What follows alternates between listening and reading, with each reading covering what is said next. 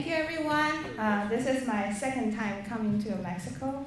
I only know 4 Spanish words, but I can use English to say that I love this country. So I work with different microbial systems. I've worked with protozoa, bacteria, you already know that I work with yeast. And today I'm going to talk about a system that involves the protozoa and bacteria. So the predictability of evolution has been a fundamental topic in biology. And the observance of the convergent evolution tells us that evolution is somewhat predictable because we see these independent evolutionary consequences over time. But we also know that mutation and drift and some other processes are random processes, so chance also plays a role. My question is how much and why evolution is predictable. And I use a very well-established system called Pseudomonas fluorescens, and it has a high repeatability of adaptive radiation. If you have the liquid culture sitting on the bench for a week, you're going to see the differentiation of the populations. So this first one, it's the ancestral state, it looks like planktonic cells, and it grows like this smooth colony. And you will also see after a week there will be a biofilm forming on the surface of the liquid culture, and it looks wrinkly. And you will also see a fuzzy phenotype that grows like aggregates at the bottom of the tube. And now we have even a better way to distinguish these different phenotypes on the plate using Congo red, because the wrinkly will become red, and you will be able to see the fuzzy and smooth, so they're easier to be distinguished. And in my experiment, I will be able to observe the derived phenotypes, and I'll use this literature terms to describe my new findings. And this is the setup of my system. So I made some changes on the Pseudomonas system. First is I added a predator in a shaking environment instead of a static culture. Predation can drive the evolution of some collective action, because being vague makes it more difficult to be eaten, so it gives it more resistance. And to be more specific, this is a single Pseudomonas colony that I picked up to form a cell solution, and I subjected to 2 treatments with predator, without predator in the shaking incubation, and after 48 hours, I plate the cell culture to screen for any phenotypes. And this predator is a type of protozoa. It's called Tetrahymena. And the protozoa grazing is a commonly observed predatory behavior in nature, especially in the liquid environment. And I also made some changes of the system by using different Pseudomonas populations with different genetic backgrounds, but they all look the same, they all look smooth. I know that they have different genetic backgrounds because I did the whole genome sequencing for the strains. Some are mutators, some have genetic defects. So this gene, the mut L gene, is in charge of the DNA mismatch repair, and these mutations likely will cause the strains to have higher mutation rate, or we can call it hypermutation. And there are many other mutations that I found, but of all the mutations, I was particularly focused on mutations in this gene, WSSE. Why is this gene particularly important? Because it is directly related to the ability to form wrinkly. So, some more background information. In order to become wrinkly, the cell needs to produce the the cellulose. And the cellulose is produced by operon called the WSS operon, which is regulated by the cyclic di-GMP. And the synthesis pathways for cyclic di-GMP is called the DGC pathways. There are several DGC pathways so far. We know for sure there are 39 DGC pathways in pseudomonas fluorescens, but there are more that we still do not know. So if you have, and WSSE is a core gene in this WSS operon. So if you have a bad WSSE, that means the colony will likely have a difficult time to evolve wrinkly. That's why I think they are maladaptive. So with all this knowledge, I predict that in this predator pre-microcosm, I'll see some wrinkly phenotype, because wrinkly means biofilm, means collective action, which will bring the benefits in this predator pre-microcosm. And among these 5 strains, I think the S1 is probably the fastest one to have the responses, and the S3 is probably the slowest one to have responses, because this is a mutator, this is not a mutator, and this is maladaptive. But I'm not pretty sure about the other 3 strains. This SC is the control strain. It does not have any hypermutation. It does not have any genetic defects. Yeah, so I was not sure because I didn't know for hypermutation and maladaptation which plays more. What happens? After one transfer, I already see some interesting results. Let's look at this colony morphology first. So this first is the smooth colony morphology, which is the ancestral state.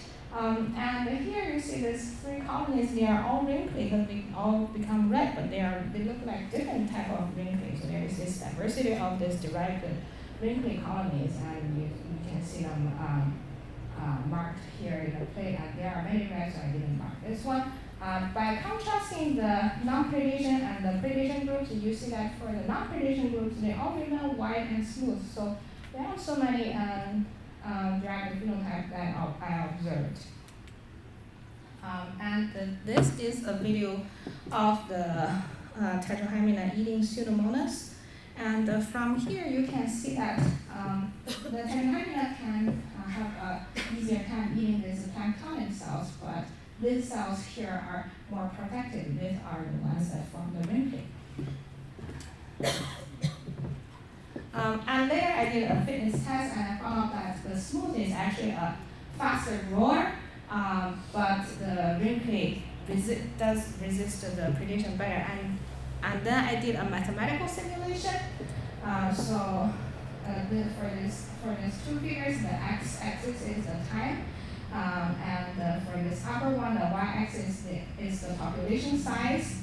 And you can see that red is smooth. So smooth does grow faster at the beginning, but later decline because, so for this y-axis, it's the amount of population being eaten. So because they got eaten a lot by the predators, that's why later they decreased in terms of their population size. And if you calculate the fitness, you can see that there is a dramatic change, an interesting dynamic with in one transfer about the fitness of the 2 different phenotypes. And this is the quantitative data. I did this experiment for several rounds, and I always find that the mutators are the first ones to respond. So, in conclusion for this part, I was successful in predicting the evolutionary response of the wrinkly phenotype emergence, but I don't feel like I got a good insight about how hypermutation or maladaptation affects this evolutionary consequences. But I only did my experiment for 1 round, so I could continue my experiment for more time, right? So that's what I did. And the predator-prey interaction is a typical example in eco-evolutionary feedback. And often we can observe the co-evolution between the predator and the prey. But in my case, because I am particularly interested in the prey's evolution and some factors in this prey that could influence its evolutionary consequence. So I want to eliminate all the confounding factors. So in this case, I try to avoid this co-evolution by replacing the predators in a microcosm with new stocks. So in this case, I stop the co-evolution of the predator. So I can only focus on the prey. And this is my experiment setup. So pretty similar to the previous one, but every time when I transfer the liquid into the new tube, I add new tetrahymena stocks. Okay, so there is no co-evolution of the predator that I will observe. So same for this one, and I continue this for 7 transfers. So my question is, it becomes 6. I don't know why. So my question is, so since there is no co-evolution of the predator, right? Do I still see this eco-evolutionary feedback? If I see it, how does mutator and maladaptation influence these feedbacks? And actually, we did see some interesting feedbacks. So the first picture is the microcosm under the microscope on day 2. This is on day 14. And you can see first you see this cluster, it's like a loose flake structure. But later on day 14, you see the bigger cluster, more solid, compact, easily seen by your naked eyes. And also the mostly commonly observed phenotypes of the wrinkly are also changing. And I believe there are like 2 things that are happening. First is that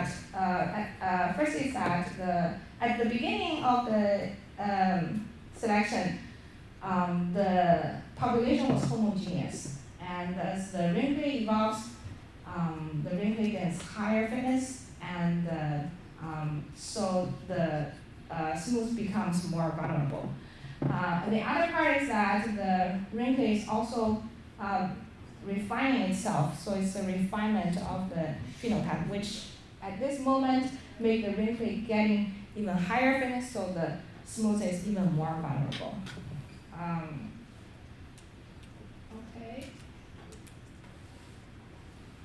And this is the tempo of the 14-day experiment. For each strain, I have 6 replicates, and each strain is replicated by 1 color. The x-axis is the time, the y-axis is the frequency of the derived phenotype, so anything that is not considered smooth will be considered a derived phenotype. You see basically 3 peaks here. First is the S1, which as we predicted is the fastest one. And S3, this one is the slowest one to respond. And remember, I have 6 replicates. 3 of them did not even have any new phenotypes, so they did not even respond.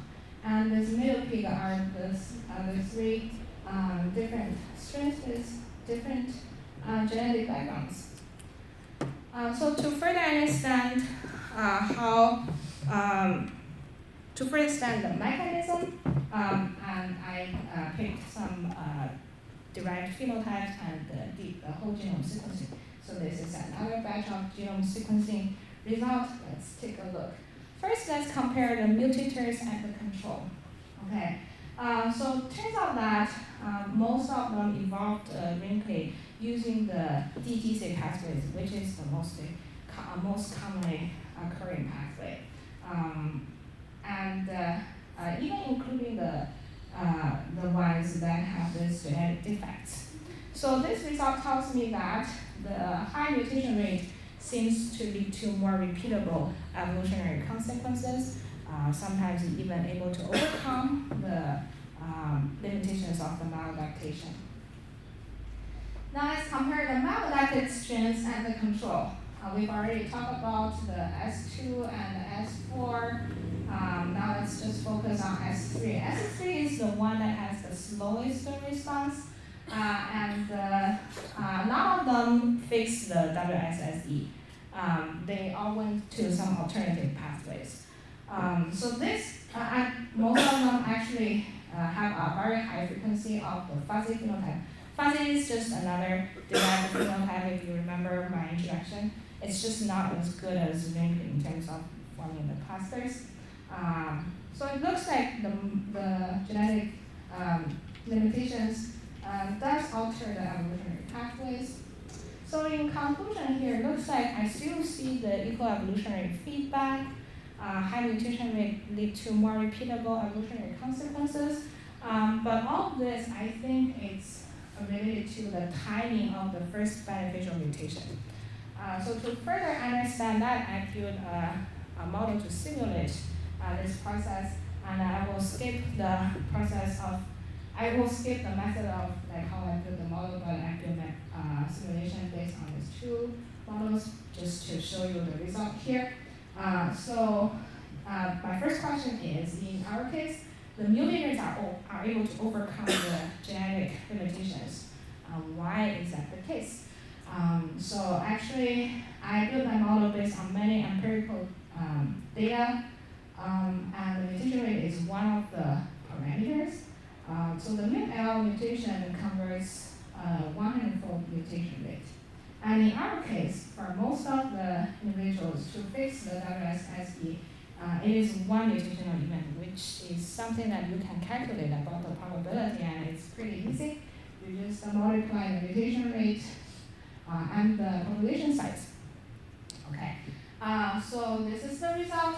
Remember, the blue is wrinkly, the red is smooth. And for a mutator with one genetic maladaptation, this is what is going on. So I did my experiment for 7 transfers, and here I have 7 cycles here, and later you see that the wrinkly took over the population. This is the summary of the frequency of the wrinkly. So it take over. And this is the simulation for a non-mutator with one genetic defect. And you can see that the blue line didn't get a chance to rise a lot. Oops. This is what happened. The probability is so low that it did not get early enough emergence of the wrinkly, which allowed the wrinkly to increase by a significant portion. That is exactly what we observed in half of the replicates. Another question that we can ask is why are these middle peaks there with all the populations that have very different genetic background? So actually, if you do the calculation about the probability, we already talked about the first one, the mutator with one genetic defects, but if we are thinking about the control, because they have a good WSSE, so any mutations that are in the CTC pathways will lead to a wrinkly in the end. So if you calculate the probability, the values are of similar fold of magnitude, so that's why the frequency increase are of similar tempos. So it looks like, in summary, all these factors are influencing our ability to predict evolution, but the key is how they can influence the timing of the first beneficial mutation, because that's the important thing to initiate the eco-evolutionary feedback. And so that is about the wet lab part. And besides wet lab, I'm also interested in pedagogy. I try to evolve the fast evolving systems, which are good for the undergraduate classroom demonstration. And one of my goals is to establish the accessible study systems that can allow the undergraduate student to have a complete project research experience within a limited time frame, like a semester or 2. Okay, so this slide should come earlier.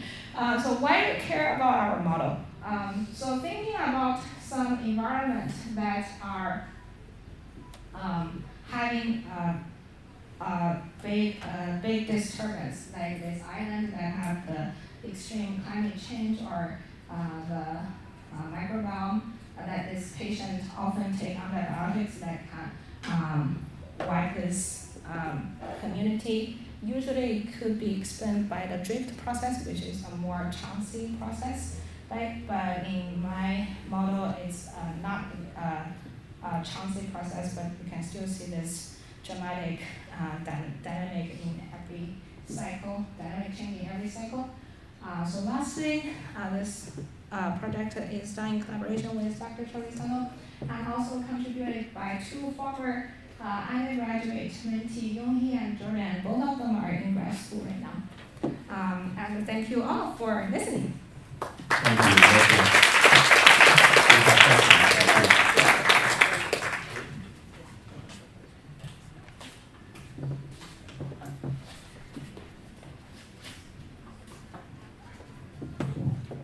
Thank you so much. It's kind of like the next level of community interaction, so eukaryotic with prokaryotic. My question is about the DS strains who mutated. It was the mutations were arose after the interaction, or and if it wasn't that in such a way it's possible, or have to try to consider a loss of function or another strain with the relation of those genes and to see if the phenomena is repeated? So the question is, have I tried to use other strains that already has The same strain? The same strain. The same species that with the mutation, exactly, yes. The same species with the mutation. What kind of mutations are they? The two that you're using, mut-L? The mut-L just to give you the higher mutation rate. But it's what kind of mutation? Deletion, knockout? It's plus A, just one addition of the insertion of nucleotide. Yeah, I believe there are other types of the mutations which could influence the mutation rate, like by 100-fold or like by 1,000-fold. I haven't tried the 1,000-fold ones yet. Does that answer your question? So maybe I'll just ask a quick question. So you showed the traditional Caboterra and MacArthur models, but those models don't allow for evolution, right? So can you just quickly comment how you modify them? So there's in the previous paper they didn't add the predator, so it was just an adaptive variation of this single monoculture system of the Pseudomonas fluorescens, and it's in a static culture, which is beneficial for the biofilm formation. But in my case, I add the predator, and another important part is that I use a shaking environment instead of a static environment. And it was previously demonstrated that if without predator in a shaking environment, it's almost not possible for the Pseudomonas to evolve clinically. But in my case, once I add the predators, they evolve clinically pretty fast. Thank you.